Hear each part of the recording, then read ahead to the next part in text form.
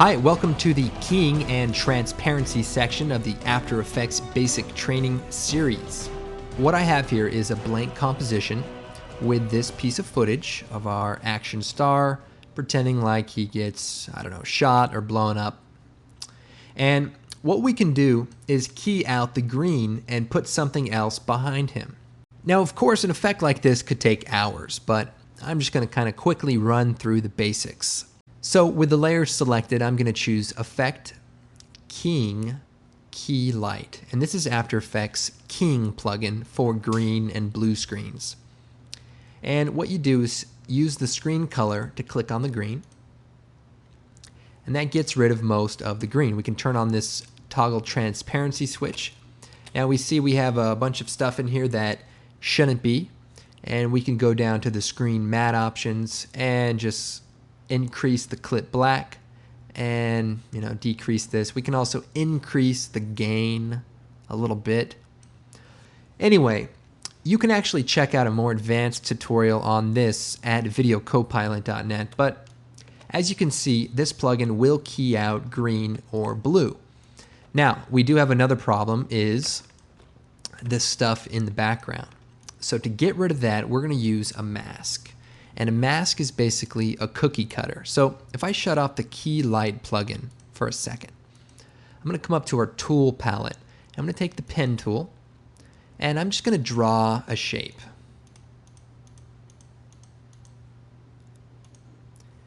And as you can see, when I close that shape, everything outside of it gets cut off. And this is called a mask.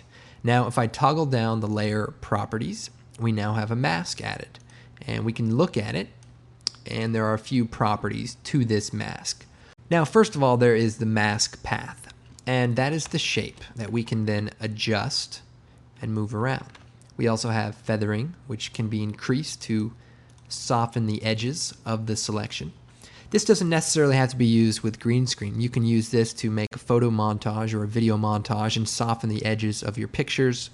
Just try to think of the possibilities with these masks. There's also the opacity and the expansion. So the expansion will kind of grow the bounds or shrink them if you would like that. Now, these parameters have a stopwatch, which means they are keyframeable. So I could set the keyframe for the mask path, move forward a bit, and take the selection tool and just adjust these mask points. Then if I play this back, you can see those points kind of adjust. So kind of a helpful thing that I'm sure you will use in the future. But for now, I'm going to select the mask and hit delete. Now, what I want to use the mask for is to get rid of some of this background stuff in our helper right here on the side. So if I turn key light back on, I can take the pen tool and click around the edges and basically draw a shape around what we don't want to include in the shot. This is also called a garbage mask, and that basically cuts out everything that's not inside of this shape. Now, taking out the background is the first part of a shot like this. Now, we want to add something to the background. So if I go to my project window, go down to my Action Movie Essentials collection, and this is a collection of action stock footage that you can find at videocopilot.net, one of our products. And inside of here are some explosions. And we can take one of these explosions, say the explosion 1, and drag it underneath this Tino movie. And if we go to right here when he gets blown up, we can then line this explosion up, scale it up, and so we've sort of created a basic composite of this explosion. Now, of course, we would want to finesse this and make it more impactful, but you get the basic idea of compositing. You have layers on top of other layers, and some of them have transparency, some of them don't. Other things I want to talk about is transparency. Here's our footage of our action star. Now, I'm going to go into another one of our products called Riot Gear. And Riot Gear is sort of organic stock footage, paint effects, and ink and things. And I'm going to go into our paint splatter effects. And I'm going to take our first paint splatter and just drag it out to our comp. And as you can see, it's basically paint kind of thrown onto the screen. And you can see the background is black and the inside is white. Now, before we get into that, I want to talk about transfer modes. So if you're familiar with Photoshop, you're probably familiar with transfer modes. And transfer modes are basically different ways to blend with the layers beneath it. Now, if you hit F4 on the keyboard, that brings up the transfer modes. You can also click on the toggle switches button, and that'll bring up these if they're not already up. Now, we can change the transfer mode to multiply. And what that does is basically shows through anything that is white.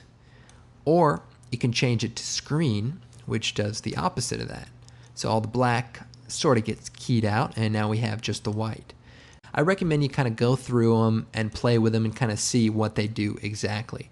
But that's one way you can actually composite in After Effects. Now, it works even better if you're using, say, a texture. So if I shut the paint off for a second, I can go into our texture collection from Riot Gear, and I can take one of these textures and drag it onto our clip. In this case, it's this wall.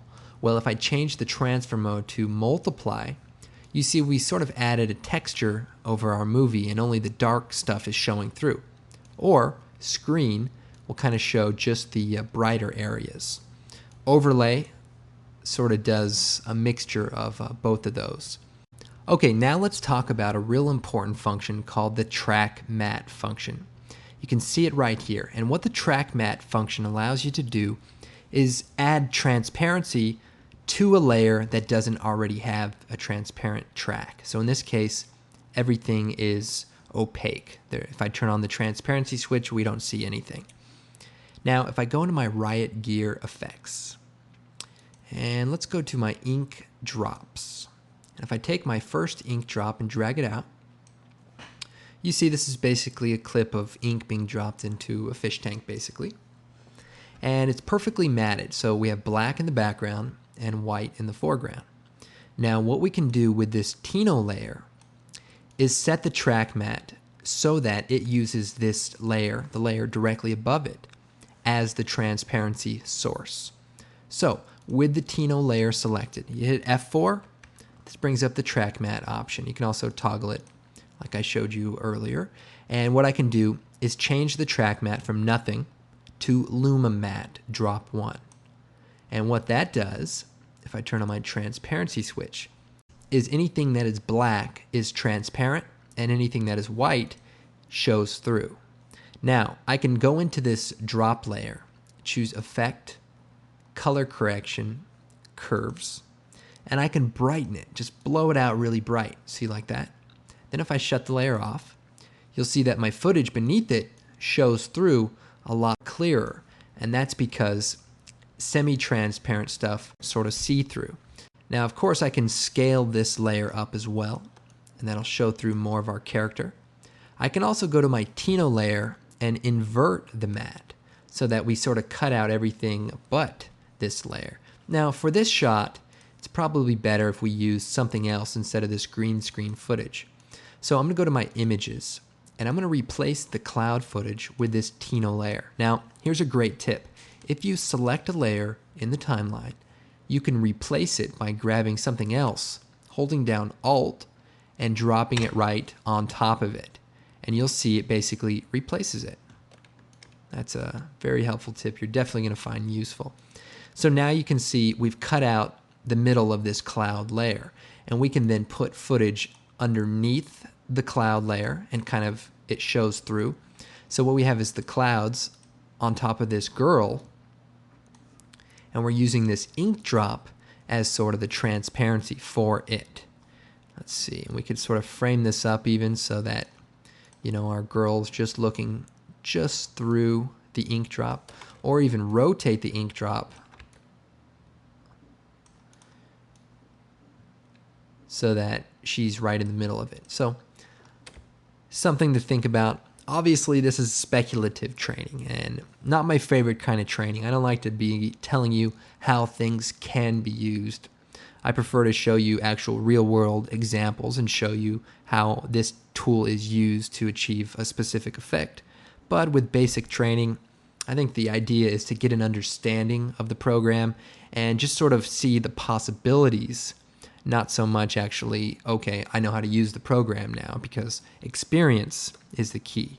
And also, while you're watching this, I recommend you think about other ways you can use these techniques. It's like, here is this filter. What other ways can you use it for? So that's definitely something you want to be thinking about. For example, I just thought of something, sort of an outside of the box thought that might come in handy. So what I'm going to do is take our Tino fall layer and drag it out again. So here's our green screen footage. And just as I did before, I'm going to key out the green. Keying, key light. Select the green, we'll select the darker area, and just kind of make an adjustment to this. Then we're going to take the pen tool, and I'm going to cut out the outer stuff so that we just focus on our main character, just like we did before. And now what I'm going to do is use his video as a track mat for our clouds. So how am I going to do that? Well, take the cloud layer and put it underneath the Tino layer. So that's what it would look like normally. And I'll just delete these other layers for right now. So he's just walking out in front of the clouds. Pretty cool. But if I take the clouds and change the track mat to alpha matte, that's going to use this layer's alpha. And now that we've applied the keying to it, it has an alpha channel. It's not a luma channel, it's an alpha channel. So if we set it to a luma channel, you see we just get the highlighted areas that come in, and the dark areas get cut out just like a normal track mat. But if you use the alpha mat or the alpha mat inverted, you can see we actually can kind of create a vignette of our character kind of walking out. And that's pretty interesting, especially if you're looking, that iPod look. You could make a new solid from the layer menu, make it black, or let's see, make it black, and make a new layer that is, purple. Put the purple layer in the background, put the black layer underneath the Tino layer, and set the black layer's track mat to alpha matte. And what that does is uses the Tino dancing around as a mat. And so now you see him doing his thing, and you sort of have that silhouette look. So that's what track mats are all about. It's all about transferring transparency from one source to another. And another final touch we could add is by creating a new black solid and choosing OK. What I can do is add a nice vignette around the edges. And what we'll do is take the ellipse tool and just draw a shape around the mask. So now we've created a circle around this black layer. Then if we subtract the mask, then we have sort of a black bounds. Then if we bring the mask properties up, I can feather the mask out. And then expand it inward or outward. In this case, we'll expand it outward.